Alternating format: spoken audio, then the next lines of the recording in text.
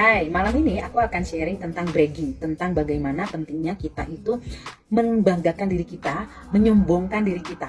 Karena aku lihat di sini sebagai orang Timur, sebagai orang Indonesia, kita itu dididik dari kecil untuk tidak boleh sombong. Katanya sombong itu kan adalah awal kehancuran, orang itu tidak baik kalau sombong, sombong itu dosa. Atau kita juga mengenal ilmu padi, makin berisi makin merunduk.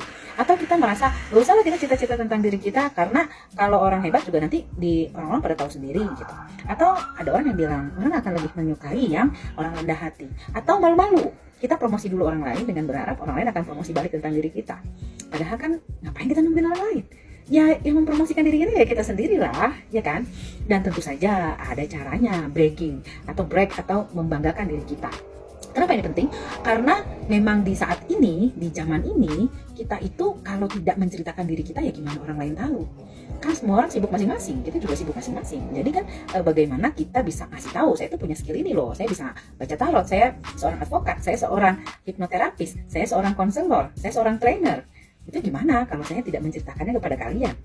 Bagaimana kalau saya tidak bercerita bahwa saya sudah membukakan pembacaan tarot secara profesional mungkin sudah sekitar 400-500 orang. Ya, saya sudah menangani kasus perceraian ini misalnya. Dan itu tentu saja harus diceritakan.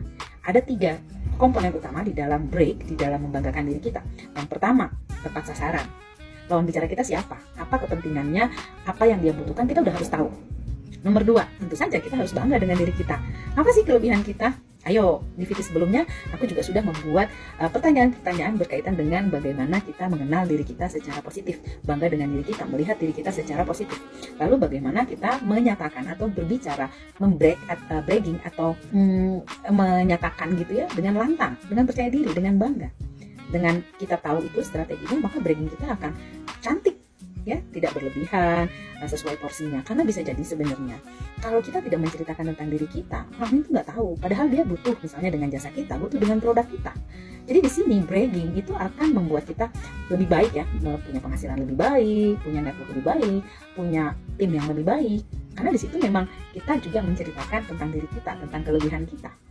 Ya, yuk coba kita bicara sambil bragging. 1 menit, 2 menit kita bicara mempromosikan kelebihan diri kita, misalnya dengan teman, dengan kolega, dengan atasan kita. Bagaimana, apa aja yang mau kita ungkapkan.